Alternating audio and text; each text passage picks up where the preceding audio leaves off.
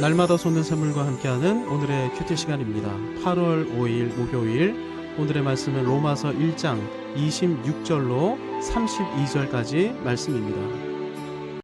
이 때문에 하나님께서 그들을 부끄러운 욕심에 내버려 두셨으니 곧 그들의 여자들도 순리대로 쓸 것을 바꾸어 영리로 쓰며 그와 같이 남자들도 순리대로 여자 쓰기를 버리고 서로 향하여 음욕이 부릴 듯하며 남자가 남자와 더불어 부끄러운 일을 행하여 그들의 그릇됨에 상당한 보응을 그들 자신이 받았느니라.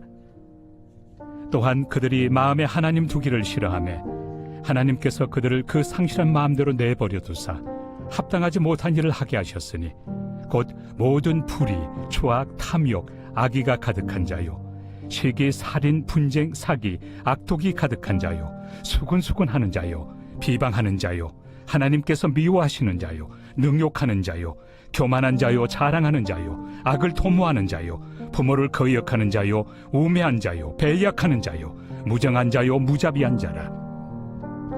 그들이 이 같은 일을 행하는 자는 사형에 해당한다고 하나님께서 정하심을 알고도 자기들만 행할 뿐 아니라 또한 그런 일을 행하는 자들을 옳다 하느니라.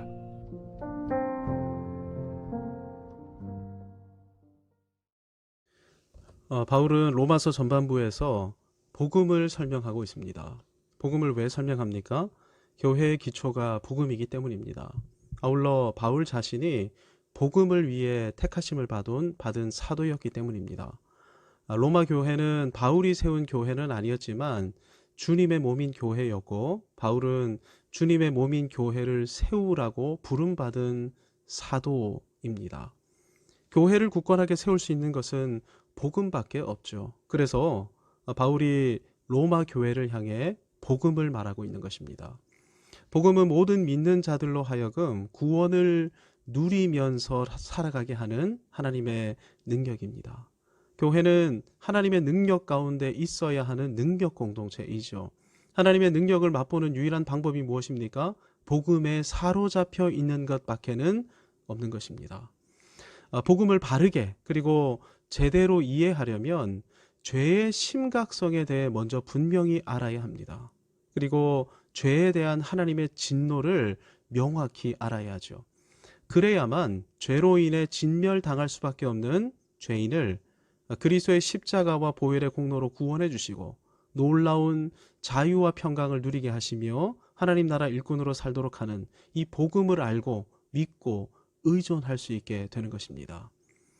그래서 바울은 로마서 전반부에서 죄와 죄에 대한 하나님의 진노에 대해 아주 상세하게 설명해 나가고 있는 것입니다.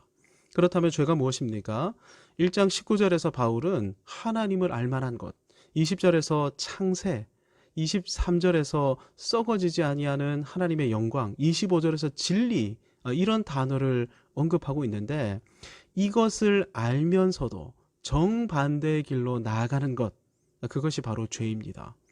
그래서 죄인은 하나님을 알아서 하나님을 두려워할 수 있음에도 하나님을 영화롭게 하지 않고 하나님을 두려워하지도 않는 것이죠.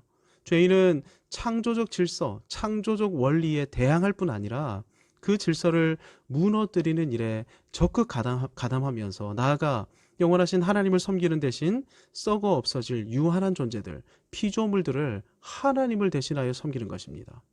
진리를 거절하고 거짓 가운데 행하며 살아가는 것이죠.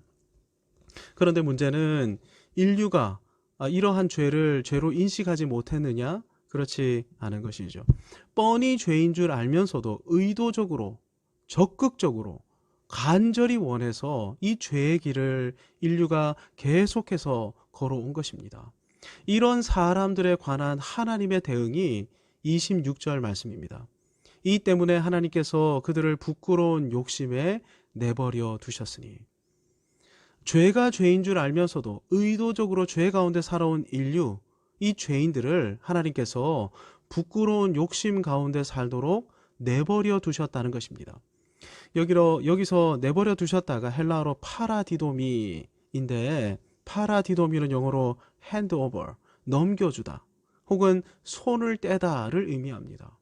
하나님께서는 죄 가운데 의도적으로 살아온 죄인들을 계속 죄 가운데 살도록 그들의 그들 자신의 욕심에 그들을 넘겨주셨다는 것입니다. 이들에 대해 손을 떼버리셨다는 것이죠. 물론 하나님께서 그냥 손을 떼버리신 것이 아닙니다. 죄인들의 심령에 있는 양심을 통해 또 도덕적인 기제들을 통해 죄에 대해 부끄러워하게도 하시고 또 법률을 통해 정죄하게 하시기도 하시고 형벌을 가하게도 하셨음에도 죄인들은 죄를 떠나지 않았죠. 도덕과 양심을 바탕으로 만들어진 문화를 보십시오. 예의나 범절의 형태로 문화되어서 도덕과 양심이 작동하는데 이 와중에 특정한 죄악들이 금기의 형태로 남아있게 되었습니다. 근친상간 같은 죄악은 현대 문화 대부분에서 금기인데요. 창조적 원리에 반하는 행태의 죄악들에 대해 인류는 반감 내지 정죄의 마음을 가지고 살아왔습니다. 이 모든 것이 죄악을 억누르게 하시려고 하나님께서 인류에게 허락하신 일반 은총의 방편들이죠. 즉 하나님께서는 일반 은총의 방편들을 통해 더 이상 죄 가운데 살지 말아라 이렇게 끊임없이 인류를 향해 말씀해 오신 것입니다. 하지만 그럼에도 불구하고 이 하나님의 권고를 무시한 채 죄악 가운데 살아간다? 이런 사람들에게 하나님께서는 심판하고 진멸시키시기 위해 파라디도미, 더 이상 이들에게 관여하시지 않고 말씀하시지 않고 강권하시지 않고 손을 떼버리신다는 것입니다.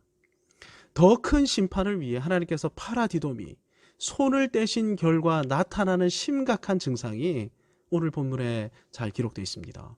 이 죄악들은 일반 은총, 창조적 질서와 섭리, 인간이 인간으로 기능하며 살도록 하는 모든 근본 진리를 완전히 뒤흔드는 심각한 죄악의 목록입니다. 이 사실을 기억하는 것이 굉장히 중요합니다. 바울이 이 심각한 죄의 항목들을 언급하면서 가장 먼저 언급하는 것이 동성애 죄악입니다. 그만큼 동성애는 매우 엄청나고 무섭고 두려운 죄악인 것입니다. 26절 하반절부터 27절을 보시기 바랍니다. 곧 그들의 여자들도 순리대로 쓸 것을 버리고 바꾸어 영리로 쓰며 그와 같이 남자들도 순리대로 여자 쓰기를 버리고 서로 향하여 음욕이 부릴 듯하며 남자가 남자와 더불어 부끄러운 일을 행하여 그들의 그릇 때문에 상당한 보응을 그들 자신이 받았느니라.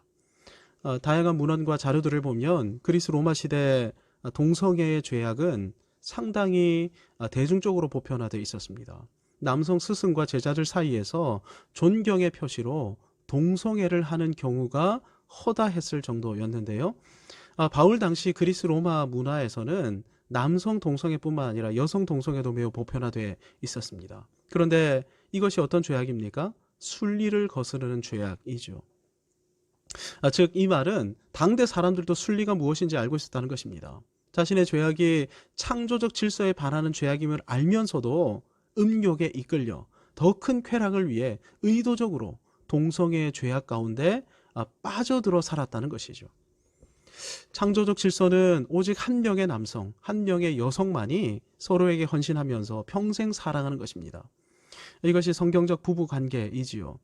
이 질서에서 이탈하는 순간 더 큰 자극을 통해 쾌락을 추구할 수밖에 없게 됩니다. 그런데 이 쾌락 추구의 끝이 무엇이라는 것입니까? 동성애라는 것이죠. 지금 서구 사회를 보면 스스로를 양성애자라고 인식하는 사람들이 적지 않습니다.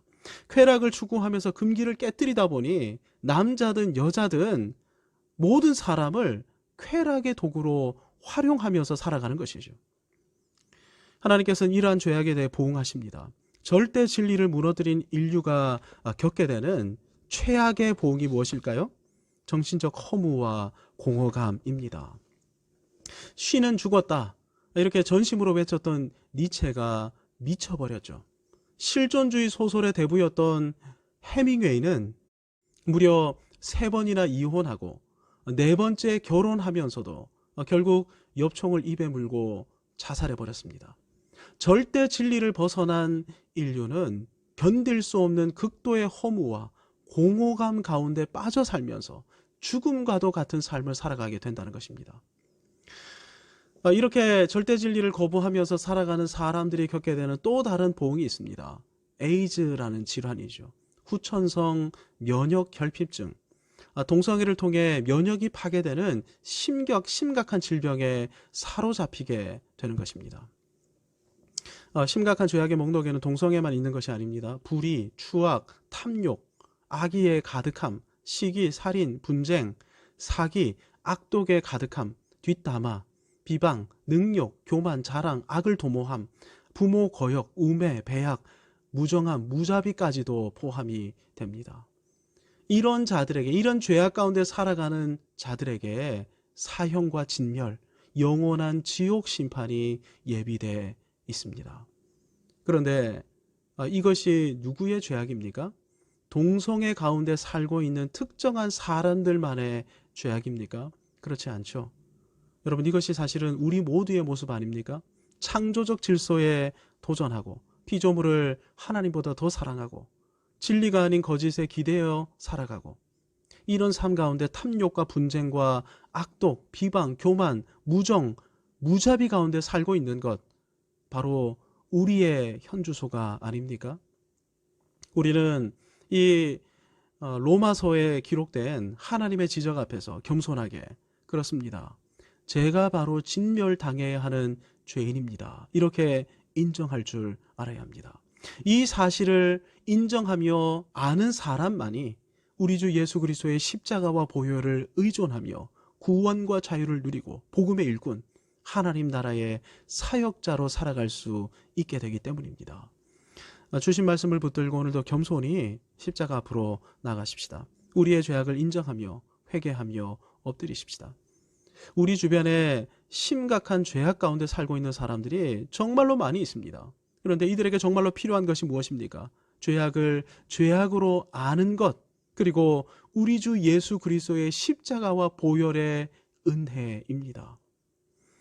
우리가 살고 있는 현대 사회에 무엇보다 복음이 필요합니다. 우리 자신과 주님의 교회가 위대한 복음을 이 세상에 증거함으로 이 세상의 창조적 질서를 회복하게 해달라고 이 아침에 기도하면서 은혜의 보좌로 나가겠습니다. 주님 가르쳐 주신 기도로 기도한 후에 함께 기도하겠습니다.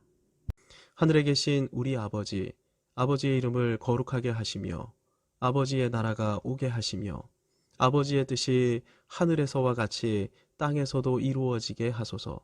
오늘 우리에게 일용할 양식을 주시고 우리가 우리에게 잘못한 사람을 용서하여 준 것 같이 우리 죄를 용서하여 주시고 우리를 시험에 빠지지 않게 하시고 악에서 구하소서. 나라와 권능과 영광이 영원히 아버지의 것입니다. 아멘.